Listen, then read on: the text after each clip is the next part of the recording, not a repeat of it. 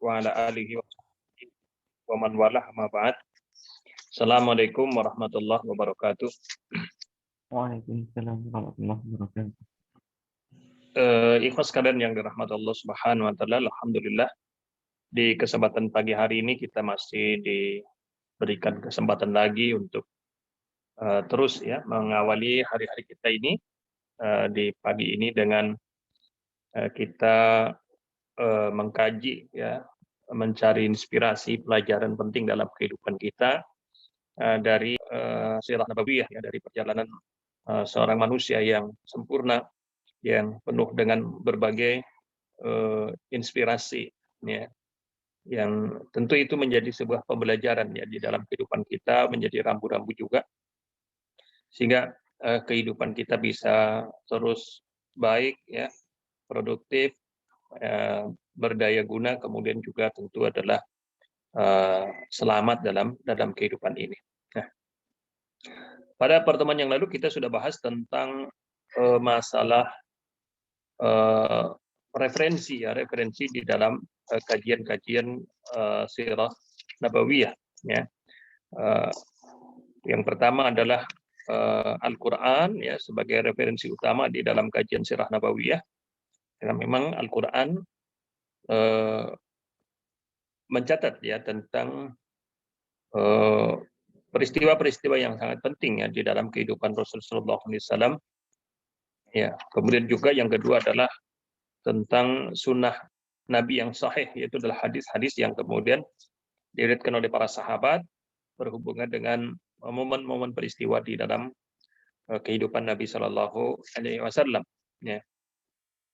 Kemudian syair Arab ya, syair Arab ini juga menjadi referensi ya karena memang di zaman itu syair Arab menjadi salah satu bagian yang tidak terpisahkan dalam kehidupan masyarakat ya.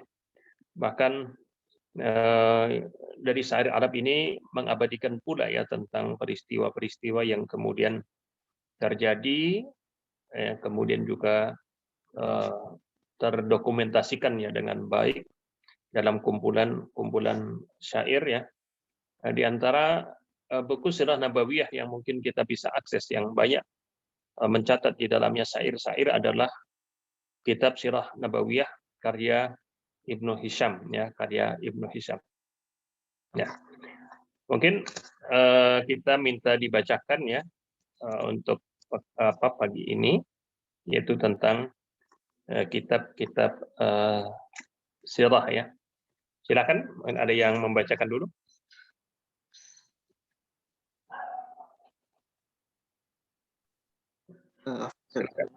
Karena sedang di tempat kakak dan malah lupa bawa bukunya, mungkin yang lain. Ada yang lain, ada yang bawa? Silakan kalau ada yang bawa. Suaranya kedengaran nggak ya, Ustaz? Udah kedengaran sekarang. Ya. Baik. Jadi bagian A, kitab sirah karya Ibnu Hisham. Ibnu Hisham adalah Abu Muhammad Abdul Malik bin Ayyub al-Humairi. Dia banyak menjalani kehidupannya di Basrah dan meninggal tahun 213 Hijriah. Ibnu Hisham menyusun bukunya As-Sirah An-Nabawiyah berdasarkan keterangan-keterangan dari gurunya Al-Biqai yang bersumber dari Ibnu Ishaq. Di samping itu, Ibnu Hisham juga mendapatkan informasi secara individu dari guru-gurunya seputar sirah yang belum dirangkum oleh Ibnu Ishaq. Ibnu Hisham terkadang mengabaikan riwayat dari Ibnu Ishaq selama itu tidak sesuai dengan sains ilmiahnya dan naluri kritisnya.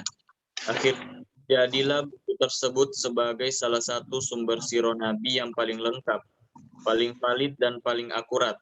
Karya itu pun mendapat tempat di semua kalangan sehingga orang-orang menisbatkan kitab tersebut kepadanya. Mereka menyebutnya Sirah Ibnu Hisham. Kitab ini dikomentari oleh dua ulama dari Andalusia, Asy-Syuhaili tahun 508 sampai 580 Hijriah, 81 Hijriah, dan Al-Khashani yang hidup 535 Hijriah sampai 604 Hijriah. Iya, jadi minimal ya kita mengetahui ya Ibnu Hisham ini, karena Sirah Ibnu Hisham ini cukup masyhur, cukup banyak dipakai oleh kalangan para ulama, ya. Kemudian juga dikarai oleh kalangan asatidzah dalam kajian-kajian Sirah Nabawiyah. Karena memang ini termasuk kitab Sirah Nabawiyah yang cukup lengkap, ya, cukup lengkap. Nah, sehingga kalau kita lihat di dalam biografi para ulama, di dalam dalam belajar ya, masa-masa belajar para ulama, maka Ibnu Hisham ini menjadi salah satu Sirah Nabawiyah dasar yang kemudian dikuasai oleh para ulama-ulama kita. Nah, sehingga selalu mereka mengatakan Khalid bin Hisham, ya, Ibnu Hisham mengatakan, ya, tentu ini sebuah karya yang sangat fenomenal, ya, luar biasa. Ya, kita tidak terbayang ya di zaman tersebut dengan segala keterbatasan yang ada, ya, mencari referensi yang juga tidak mudah. Kemudian Ibnu Hisham berhasil ya membukukan ini, dan kita lihat manfaatnya itu luar biasa. Saya kira Sirah Ibnu Hisham itu akan selamanya dipakai, ya, selamanya dipakai, karena ini termasuk buku yang kalau kita lihat itu dipakai oleh para ulama-ulama, tentu ini sangat recommended itu. Ya, cuman memang kalau kita lihat untuk kelas-kelas kita di kelas-kelas pertama itu memang kita agak kesulitan di dalam masalah sistematika penulisan ya Ibnu Hisham ini.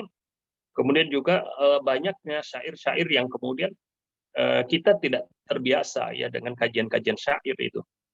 Kadang gaya sastra yang kemudian cukup tinggi ya menjadikan kita kesulitan ya untuk mengambil pelajaran-pelajaran terpenting di dalam sirah Ibnu Hisham ini. Ya. Tapi ini tentu menjadi tantangan bagi kita, ya, bagaimana kita terus melengkapi ya kajian Sirah Nabawiyah kita pada Sirah Ibnu Hisham ini. Nah, kemudian setelahnya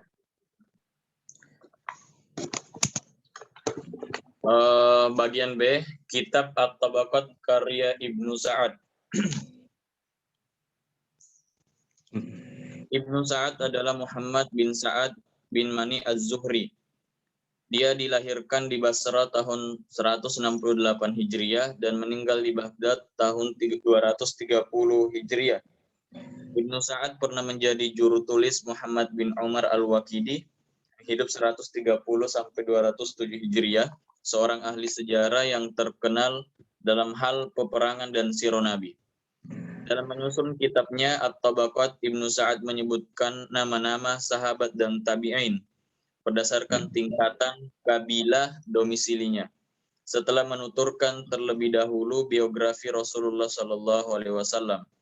Karya ini dianggap sebagai salah satu referensi utama kajian sirah yang paling reliable, juga rujukan paling terpercaya dalam kajian sejarah para sahabat dan tabi'in.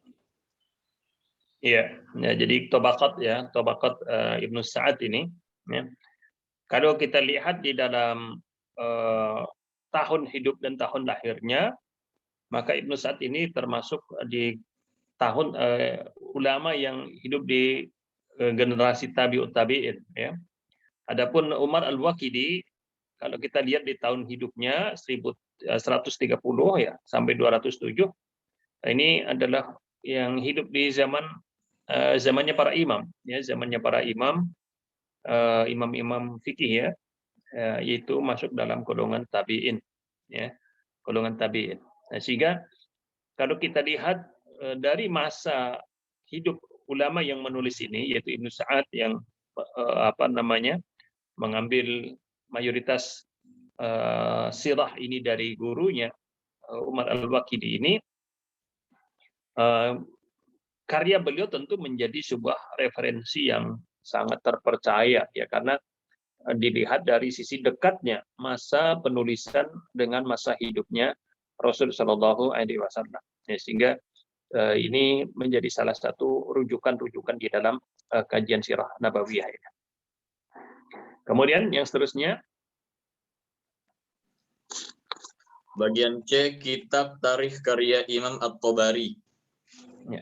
Dia adalah Abu Ja'far Muhammad bin Jarir At-Tabari yang hidup dari 224 sampai 310 Hijriah. At-Tabari adalah seorang imam ahli fikih, muhaddis, dan juga seorang pendiri mazhab fikih yang tidak tersebar luas. Dia menyusun karyanya dalam bidang sejarah, tidak hanya berkaitan dengan biografi Rasulullah SAW, tetapi lebih dari itu juga menuturkan sejarah umat-umat sebelumnya.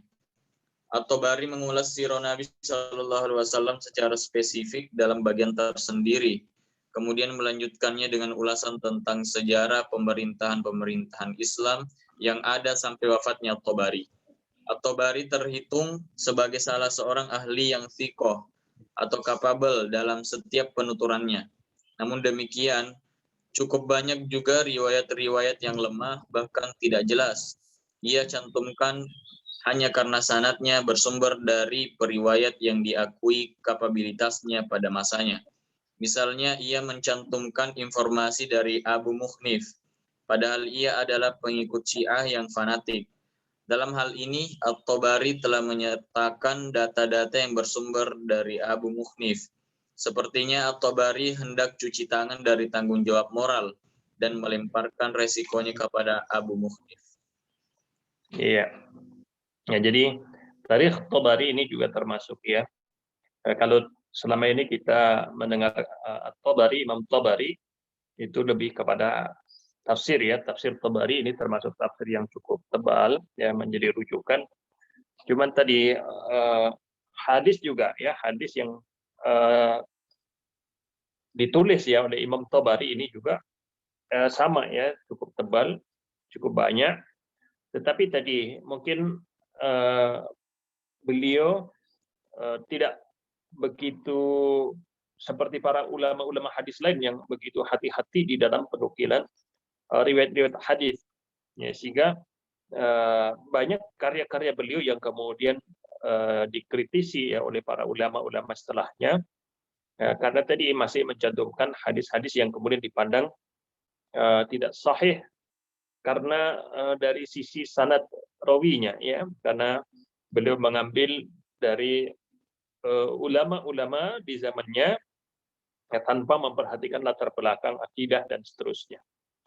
Sehingga ini kemudian menjadi sebuah catatan ya oleh ulama-ulama setelahnya akan karya-karya daripada Imam At-Tabari ya.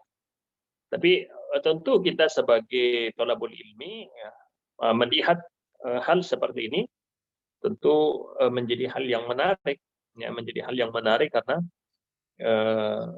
beliau bisa menuliskan ya, mengumpulkan riwayat-riwayat yang kemudian tidak tertulis di dalam buku-buku lain ya, dalam kitab-kitab lain yang ditulis oleh ulama-ulama lain, sehingga seakan-akan itu menjadi hasanah tersendiri bagi kita sebagai thalabul ilmi di dalam kita mengkaji kajian daripada sirah nabawiyah itu ya.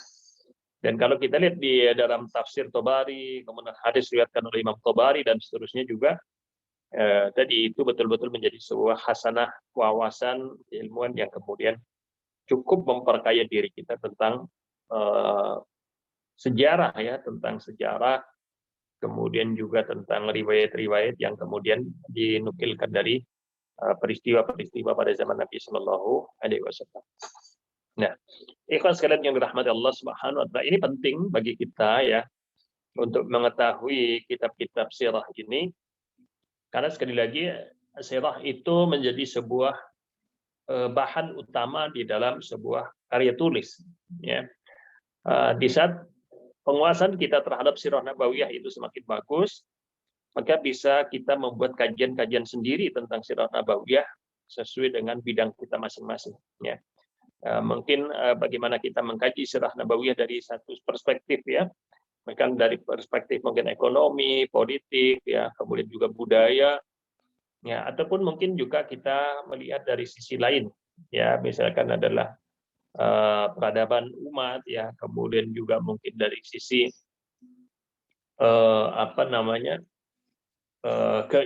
sains ya, sains kemudian teknologi.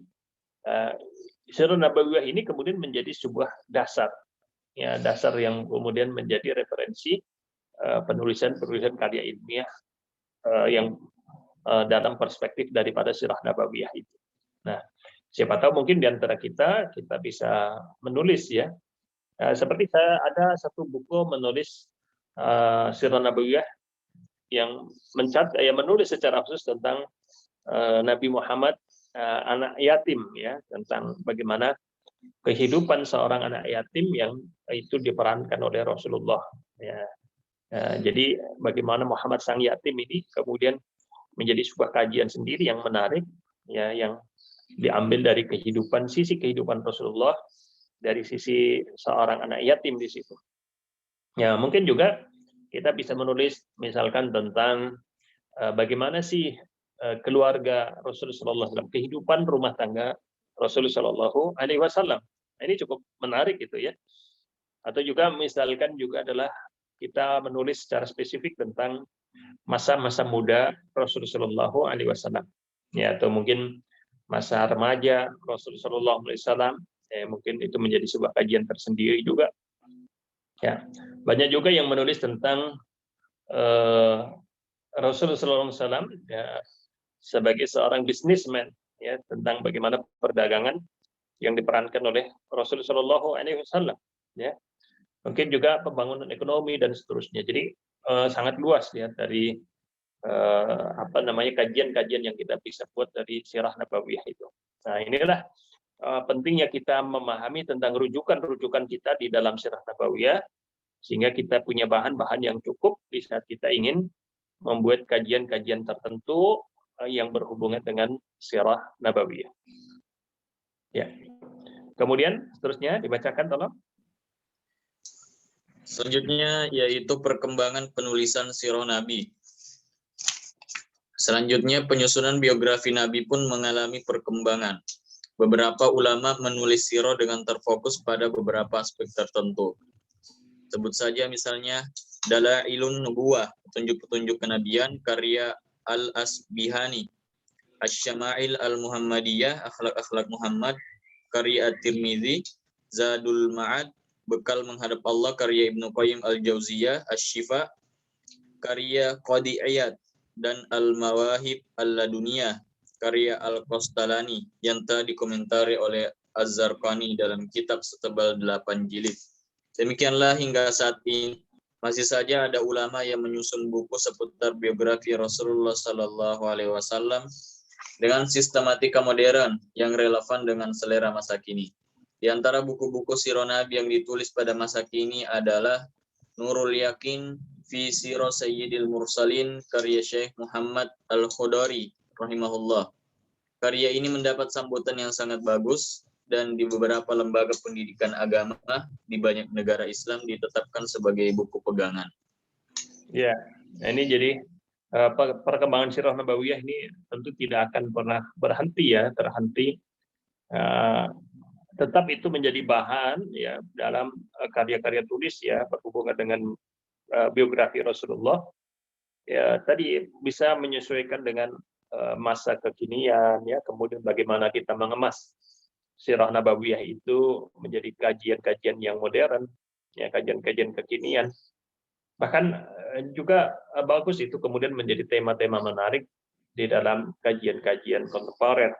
Nah, sehingga penulisan-penulisan ini terus akan mengalami sebuah perkembangan.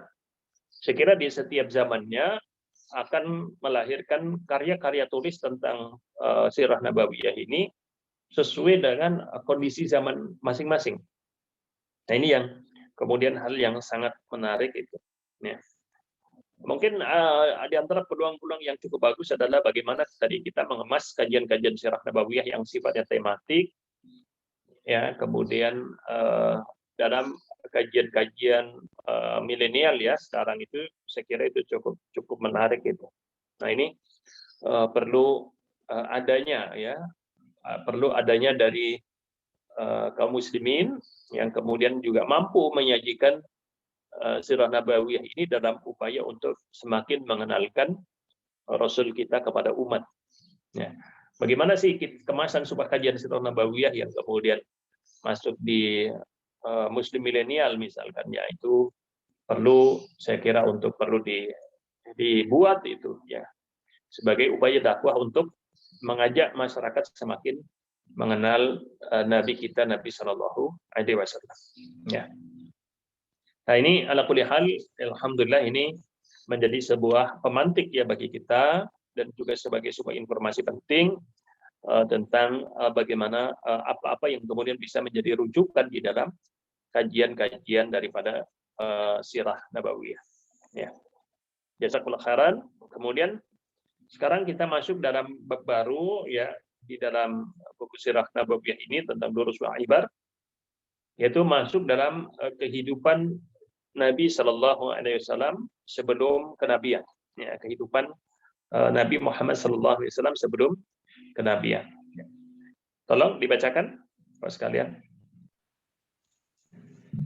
Ya, bab 1 kehidupan Muhammad Shallallahu Alaihi Wasallam sebelum masa kenabian. Bagian A, kelahiran yang monumental menuju tugas suci. Beberapa informasi yang valid seputar kehidupan Muhammad Shallallahu Alaihi Wasallam mengantarkan kita pada fakta-fakta berikut. Yang pertama, Muhammad Shallallahu Alaihi Wasallam dilahirkan dalam keluarga yang baik di lingkungan masyarakat Arab.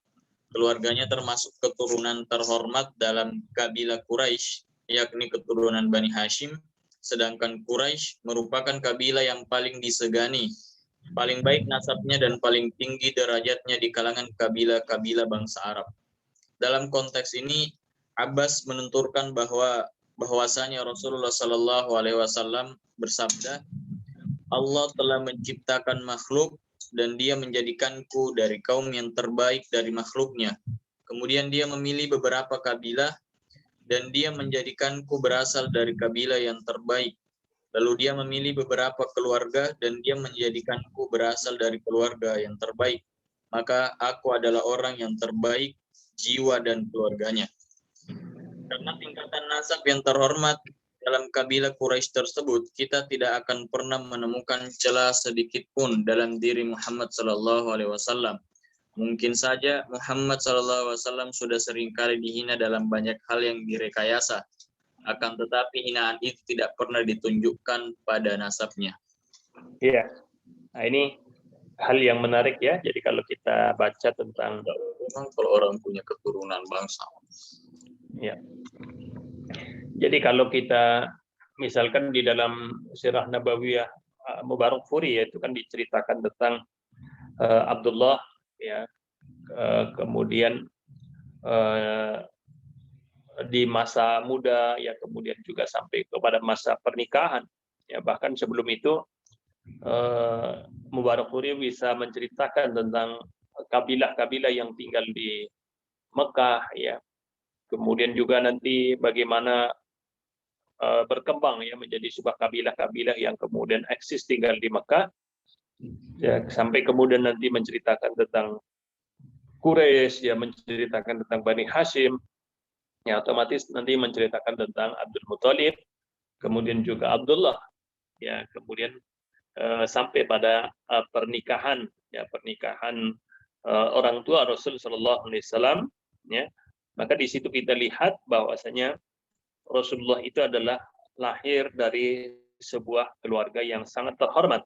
Keluarga yang sangat terhormat, terpandang, disegani, ya bukan hanya dari sisi strata sosial ya. Kalau kita katakan beliau adalah berdarah biru, ya. Sekaligus juga adalah keluarga yang sangat disegani di Makkah saat itu. Nah, ini tentu tadi menutup celah ya bagi orang-orang yang kemudian mengingkari kenabian beliau untuk menuduh ya ataupun memfitnah ya Nabi Sallallahu Alaihi Wasallam dari sisi nasabnya. Maka kita tidak akan temukan itu, ya tidak akan temukan itu. Nah, ini juga ikhwas sekalian yang dirahmati Allah Subhanahu Wa Taala, sehingga para ustadz ya kemudian memahami ini bahwasanya sebaik-baik dai adalah dai yang kemudian kalau bisa orang yang terpandang di masyarakat. Ya, jadi kalau ada seorang dai yang kemudian dia pintar ya, dia bagus dalam dakwahnya, kalau kemudian dia memiliki nasab yang bagus, ya dalam artian dia memiliki kedudukan di tengah-tengah umat, di tengah-tengah masyarakat, maka itu menjadi sebuah potensi dakwah yang sangat besar, ya potensi dakwah yang sangat besar. Berbeda tentu dengan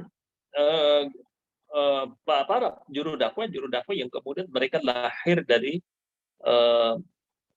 golongan orang-orang yang memiliki status sosial di bawah. Nah, ini akan menjadi sebuah tantangan tersendiri dalam aktivitas dakwahnya, bagaimana meyakinkan ya kepada umat ya tentang kebenaran agama ini, maka membutuhkan sebuah penguat-penguat yang lain. Nah, maka disitulah nasab, bagaimanapun nasab itu adalah memiliki pengaruh yang cukup besar. Nah, dan Nabi SAW sudah mengingatkan ya sejak pernikahan pun ya salah satu apa yang perlu diperhatikan dalam dunia pernikahan, pernikahan itu adalah nikahilah wanita itu linasabiha, karena dia memiliki nasab yang terhormat itu. Ya, memiliki nasab yang terhormat, nasab yang bagus. Nah, maka ini penting ya, maka ini penting bagaimana lahirnya para juru-juru dakwah dari golongan orang-orang yang memiliki kedudukan penting di masyarakat, itu menjadi sebuah penguat ya agar dakwah itu lebih diterima di masyarakat. Nah, kemudian yang kedua, ikhlas dan rahmat Allah Subhanahu wa taala, kalau kita perhatikan tentu bukan hanya Nabi saja, bukan hanya Nabi kita Nabi Muhammad sallallahu alaihi wasallam, nabi-nabi sebelumnya semuanya itu adalah diangkat dari nasab yang terhormat di masyarakatnya. Ya. Maka kalau kemudian ada orang mengaku nabi, ya kemudian dia bukan dari golongan orang-orang yang bernasab baik di masyarakat, maka itu sesuatu yang sangat dipertanyakan. Nah, seperti misalkan Ahmadiyah, Mirza Ghulam Ahmad, ya susah diterima dalam logika kita karena dia adalah ya orang yang kemudian tidak memiliki nasab yang baik ya di tengah-tengah umat, di tengah-tengah masyarakatnya itu. Yang ini tentu menyelisihi para sunnatul anbiya, ya sunnah-sunnahnya para nabi yang kemudian Allah lahirkan dari keluarga yang bernasab baik seperti itu. Ya. Kemudian yang ketiga juga adalah pentingnya bagaimana membangun ya kedudukan di tengah-tengah umat ya dengan tujuan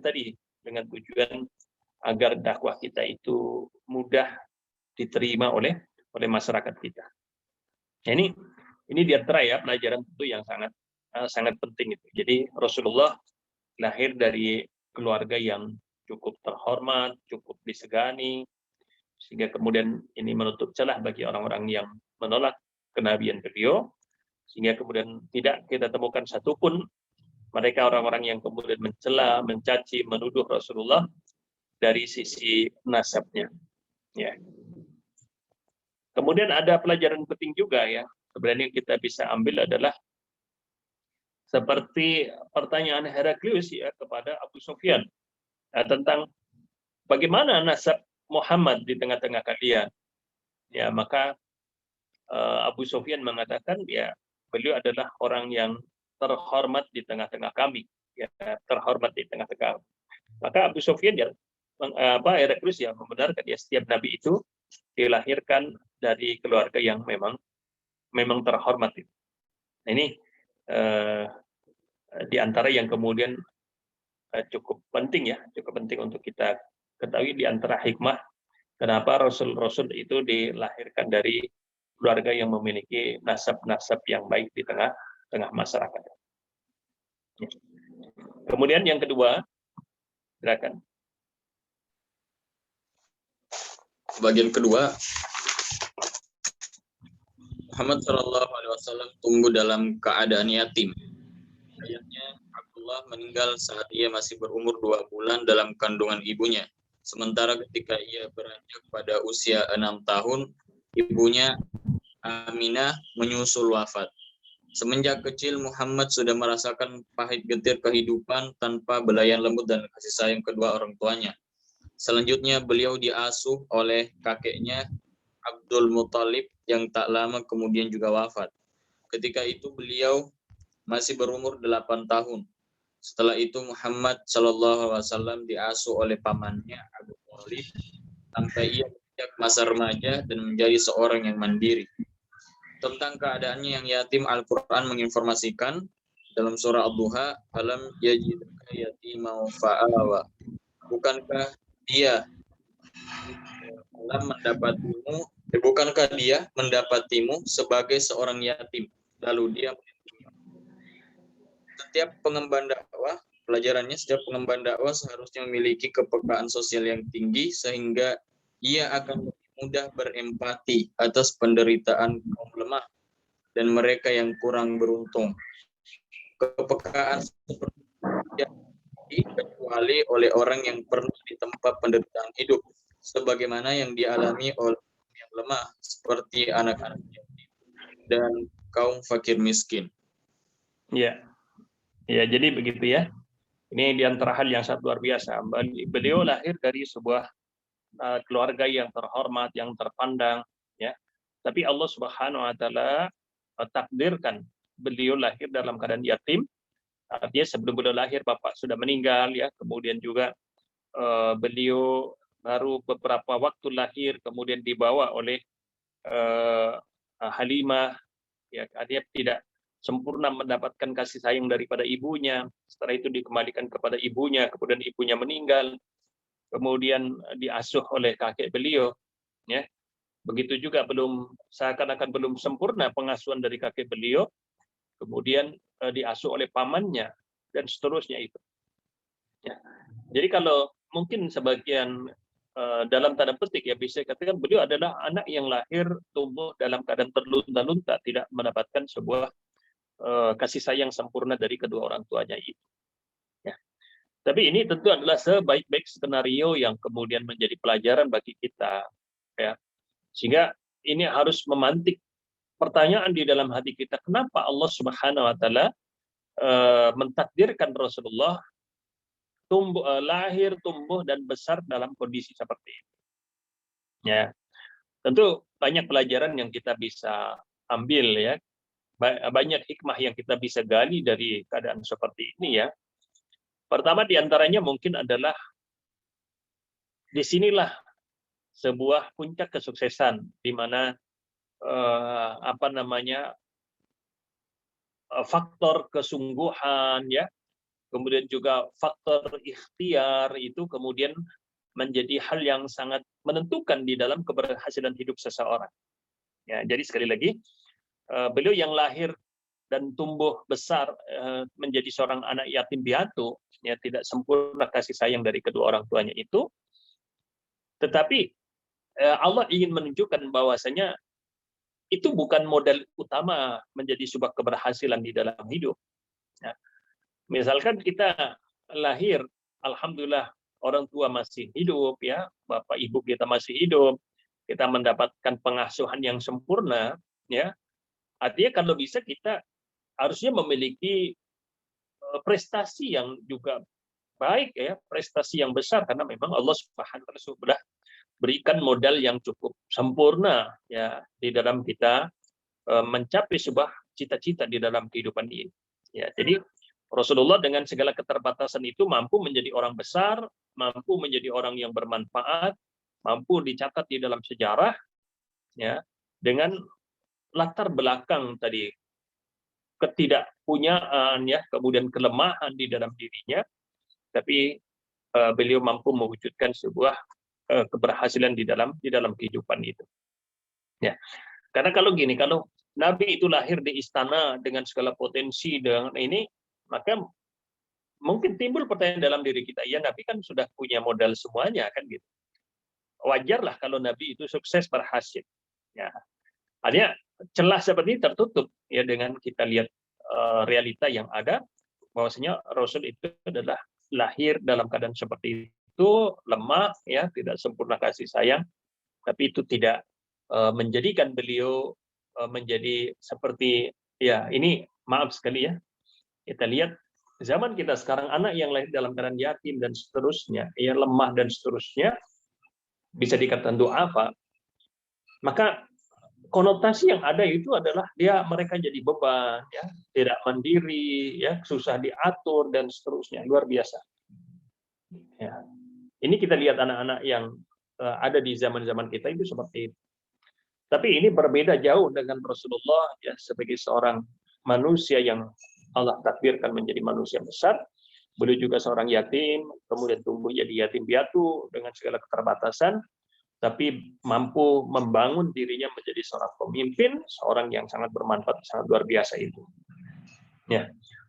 Kemudian yang kedua, di antara hal yang sangat penting tadi disebutkan adalah tentang bagaimana ketetapan Allah tadi.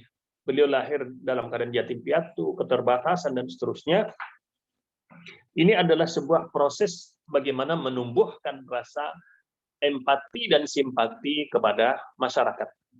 Ya, masyarakat ini. Jangan seperti sebagian orang yang kemudian dulu tidak punya apa-apa, orang miskin, tidak terhormat. Kemudian setelah itu Allah angkat derajatnya, justru mereka lupa diri. Ya, lupa diri menjadi orang-orang yang kemudian bergaya borjuis, ya, kemudian mereka lupa akan masa lalunya itu. Nah, ini tidak seperti yang ada pada diri Rasulullah. Masa lalu yang kemudian dirasakan seperti itu menumbuhkan empati dan simpati yang sangat besar ya dari Rasulullah kepada umat. Maka beliau sangat menyayangi anak yatim, beliau sangat menyayangi orang duafa, orang-orang yang lemah, ya, beliau sangat menyayangi orang-orang yang safar, ya, dalam keadaan letih, lelah, dan seterusnya. Dari mana lahirnya itu? Dari pengalaman hidup yang ada. Ya, tentu seandainya kita juga tidak mengalami masa-masa itu, tetapi pelajaran tentang pentingnya simpati, empati kepada umat ini adalah hal yang memang menjadi sebuah tujuan dalam hidup itu. Ya, bagaimana rasa kasih sayang kita. Ya, bahkan di dalam hadis riwayat innama tunsaruna bidu'afaikum. Ya, sesungguhnya kalian ditolong, ditinggikan, ya, diangkat derajatnya, diberikan kebaikan oleh Allah bidu'afaikum karena adanya orang-orang lemah yang ada di sekeliling kalian. Ya, subhanallah. Ternyata Allah mengangkat kebaikan-kebaikan pada diri kita, mengangkat kita dengan memberikan sesuatu yang lebih daripada orang lain. Itu disebabkan karena adanya orang-orang lemah yang ada di sekeliling kita. Nah, ini hal yang sangat luar biasa. Maka kita sebagai aktivis, sebagai dai, sebagai murabbi-murabbiyah, jadilah orang-orang yang empati, orang-orang yang simpati, orang-orang yang punya perhatian ya terhadap orang-orang lemah yang ada di sekeliling kita. Ya, rasa simpati, empati, dan kasih sayang inilah kemudian menjadi sebuah pemicu, ya, melahirkan semangat kita untuk berbagi kepada mereka, memberikan arahan, memberikan bimbingan, ya, mau berkorban untuk mereka, untuk kebaikan mereka, dan seterusnya. Ini adalah harus menjadi sebuah motivasi awal. Ya. Kenapa orang mau berdakwah? Kenapa orang mau mengorbankan waktunya? Kenapa orang mau mengorbankan tenaganya, mengorbankan umurnya, dan mengorbankan apapun yang mereka miliki? Adalah salah satunya adalah lahir karena empati dan simpati mereka kepada umat ini. Subhanallah, maka tidak akan banyak memberikan manfaat orang-orang yang kemudian tidak ada empati dan simpati kepada orang lain. Ya, ini ikhwas sekalian yang dirahmati Allah Subhanahu wa taala, orang-orang yang kemudian tidak memiliki simpati dan empati itu tidak akan bisa menghasilkan karya-karya yang baik untuk masyarakat dan tidak mungkin akan punya kepedulian kepada mereka itu. Ya, bahkan kalau di dalam hadis Rasulullah SAW menafikan mereka sebagai umat Rasulullah. Ya, laisa minna man lam yahkam bi amril muslimin, ya, atau bi umuril muslimin dalam riwayat. Maksudnya bukan termasuk golongan dari golongan kami, yaitu orang-orang yang tidak punya perhatian kepada mereka. Ya. Mereka tidak punya perhatian terhadap permasalahan, ya, kemudian juga penderitaan, ya, kemudian kesusahan yang ada di tengah-tengah umat itu. Nabi bersabda itu bukan golongan umat kami. Nah, jadi umat Rasulullah adalah umat yang punya perhatian, ya, dengan permasalahan yang dihadapi umat, ya, kesusahan, ya, kemudian penderitaan, ya, kemudian kejahilan, dan seterusnya. Nah, maka penting bagaimana melahirkan simpati dan empati di dalam diri kita ini agar kita mampu tadi berkorban, ya, mengorbankan apa yang kita miliki untuk kebaikan di masyarakat. Ya, akhirnya kita harus kasihan kepada mereka, ya, mereka tidak terserahkan dengan agama. Mereka sudah berislam, tapi tidak mampu merasakan nikmatnya Islam. Mereka sudah berislam, tapi tidak memahami Islam. Ya, mereka diberikan rezeki oleh Allah tapi tidak bisa mensyukuri nikmat Allah. Nah, maka kita perlu memberikan penyadaran itu ya agar mereka menjadi orang-orang yang kemudian bisa secara kualitas ya terangkat ya, kemudian dari sisi keberagamaan juga mereka semakin baik. Nah, ini tentu bisa kita laksanakan selama kita memiliki simpati dan empati yang baik di dalam diri kita itu. Ya. Kemudian yang ketiga,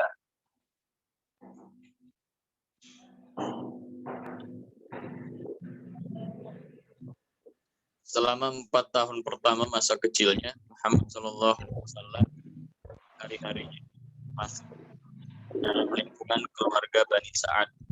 Di sini beliau tumbuh menjadi pemuda yang semangat, perkasa, fasih berbicara dan pemberani. Bahkan yang masih kanak-kanak, Muhammad SAW sudah terasa baik di tengah-tengah ketenangan pada sinar matahari dan kebersihan.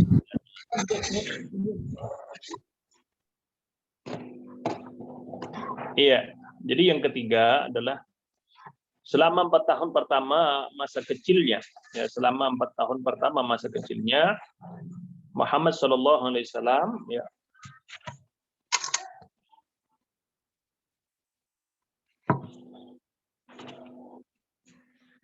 melalui hari-hari di padang pasir ya dalam lingkungan keluarga Bani Sa'ad ya di sini beliau tumbuh menjadi pemuda yang sehat, perkasa, fasih, berbicara, pemberani. Bahkan di usianya masih anak-anak ya Nabi Muhammad SAW ya sudah cukup piawai ya menunggang kuda ya, semua bakatnya itu terasah baik di tengah-tengah ketenangan dan sepinya padang pasir ya, pancaran hangat sinar matahari dan kebersihan udaranya di situ. Nah, ini sisi warna kehidupan Nabi SAW di masa kecilnya itu yang kemudian tentu itu menjadi sebuah modal untuk menjadi Muhammad dewasa, ya Muhammad besar, menjadi seorang pemimpin dengan segala kelebihan yang dimilikinya itu. Ya. Maka tentu ini menjadi sebuah inspirasi, ya ini menjadi sebuah model bagaimana pengasuhan ya kepada anak-anak kita, ya latihlah mereka sejak dini ya dengan modal-modal seperti tadi, ya fasih berbicara, sehat, ya perkasa, ya lincah dan seterusnya, karena tentu ini adalah akan sangat bermanfaat bagi masa remaja dan masa dewasanya itu. Ya.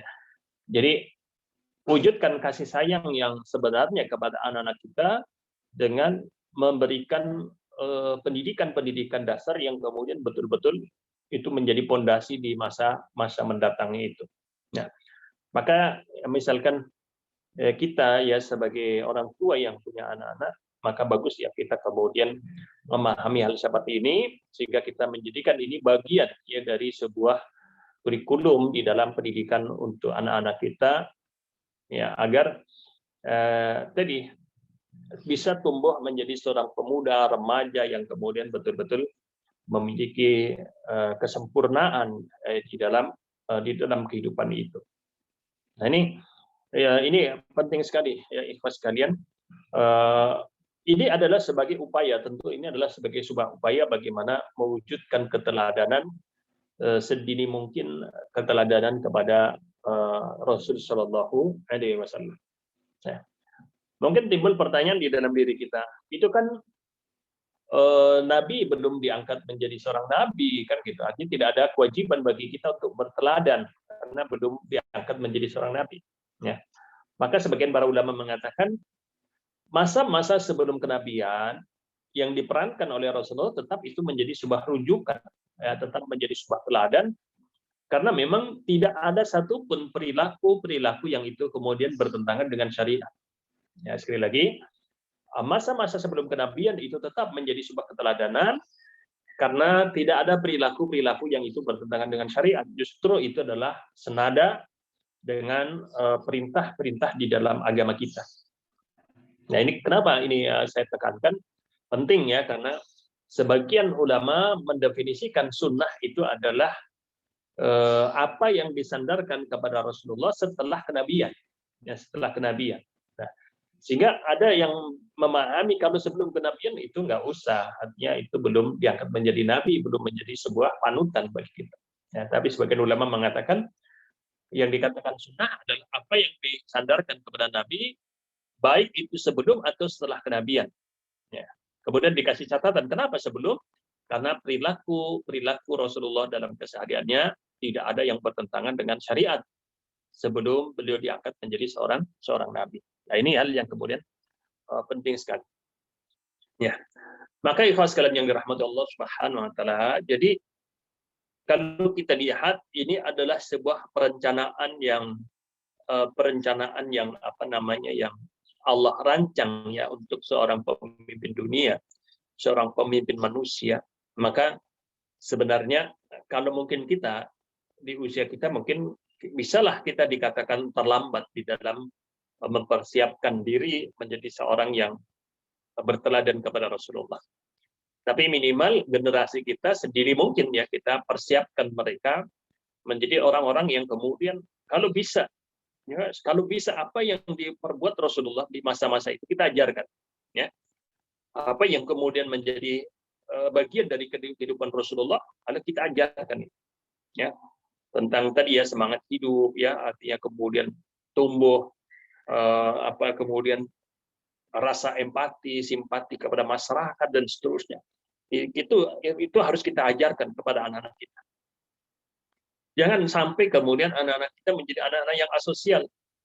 Nggak mau tahu lah urusan, ya, punya urusan sendiri aja. Nggak mau tahu dengan urusan orang, naudzubillah itu sama sekali itu tidak mencerminkan daripada keteladanan kepada Rasulullah. Ya.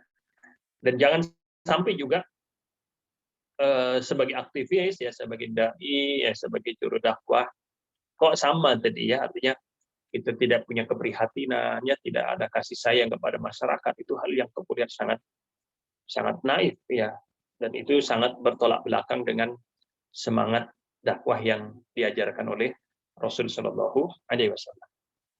Nah, mungkin ini ikhwas sekalian yang dirahmati Allah Subhanahu Wa Taala, tentu ini hal yang sangat istimewa, sangat luar biasa yang harus kita pahami, dan ini menjadi sebuah inspirasi di dalam kehidupan kita sejak masa kecilnya Nabi Shallallahu Alaihi Wasallam.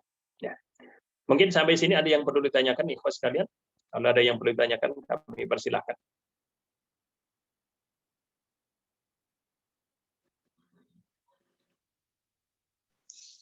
Ingin bertanya, Ustaz? Ya, silakan. Tadi yang bagian pertama terkait dengan itu, kira-kira yang mempengaruhi kemudian nasab seseorang itu terpandang atau tidak itu dari sisi mana, Ustaz? Itu aja sih. Ya. Jadi sisi terpandang itu pertama ya jelas nasab itu berhubungan dengan masalah keturunan. Jadi keturunan siapa gitu ya. Kalau di zaman-zaman dulu kan pasti keturunan adalah dari sisi politik. Ya, politik di tengah-tengah masyarakat. Ya, kekuasaan dan seterusnya. Maka biasalah kalau di masyarakat kita ya itu anaknya Pak Lurah kan itu. Kalau anaknya Pak Lurah otomatis dia nasabnya baik kan gitu. Artinya terangkat secara strata sosial di situ. Kemudian ya kalau di masa-masa lalu ya lebih kepada kekuasaan. Siapa yang menjadi penguasa dan yang menjadi kerabatnya penguasa, maka dia memiliki nasab yang bagus, nasab yang baik seperti itu. Dan biasanya kalau kita lihat di masa-masa lalu, orang-orang yang memiliki nasab kekuasaan ini mereka sangat menjaga nasab itu. Artinya mereka tidak mau menikahkan anaknya dengan golongan orang-orang yang bernasab rendah, maksudnya masyarakat awam itu mereka nggak mau itu. Karena apa? Mereka mengingat pentingnya nasab itu di tengah-tengah masyarakat. Nah, jadi seperti itu. Nah, ini adalah nasab itu kalau di masa-masa lalu lebih dekat kepada kekuasaan. Siapa yang menjadi penguasa dan kerabat penguasa, maka dia memiliki nasab yang terhormat di masyarakat. Karena kan begitu ya, kalau dia adalah seorang penguasa pasti identik dengan kekuatannya, kemudian hartanya, kan gitu. Artinya hal-hal yang sangat diperhitungkan di masyarakat.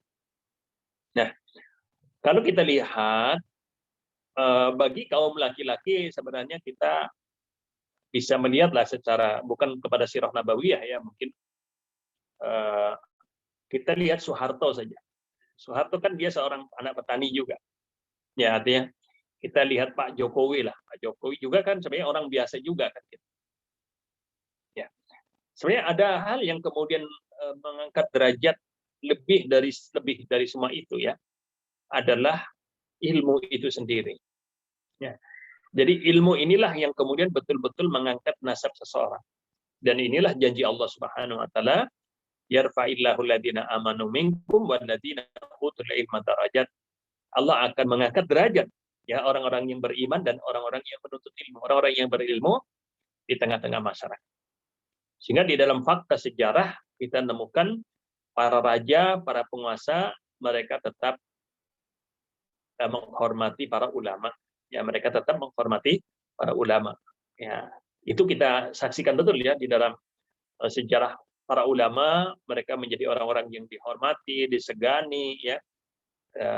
Bahkan mereka menjadi pemimpinnya masyarakat ya pada saat mereka memiliki keilmuan. Nah, maka sebenarnya itu kita bisa bangun di dalam keluarga dan nasab kita, keluarga kita, yaitu adalah bangunlah keilmuan ya di dalam diri dan keluarga kita, sehingga kemudian kita menjadi orang-orang yang kemudian memiliki nasab yang baik di tengah-tengah masyarakat itu. Ya. Mungkin begitu, Allah alam bisawab.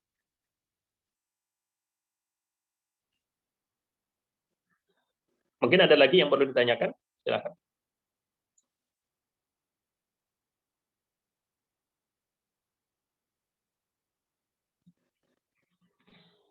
Ya, mungkin itu dulu ikhlas sekalian yang dirahmati Allah Subhanahu wa taala untuk pembahasan kita di kesempatan pagi hari ini ya. Sekali lagi jazakumullah khairan atas kebersamaannya dan semoga Allah Subhanahu wa taala senantiasa menguatkan kita ya dengan semangat-semangat iman ya, semangat-semangat kebaikan, semangat-semangat di dalam kita beramal ya, sehingga kita termasuk golongan orang-orang yang senantiasa golongan orang-orang yang diridhoi, dirahmati Allah dan selamat di dunia dan di akhirat. Mungkin itu, kurang lebihnya mohon maaf yang sebesar-besarnya dari saya cukupkan. Wassallallahu ala nabiyyina Muhammadin wa ala alihi washabihi ajmain. Wa akhiru da'wana alhamdulillahirabbil alamin. Subhanakallahumma bihamdik, asyhadu an la ilaha illa anta astaghfiruka wa atubu ilaik. Assalamualaikum warahmatullahi wabarakatuh.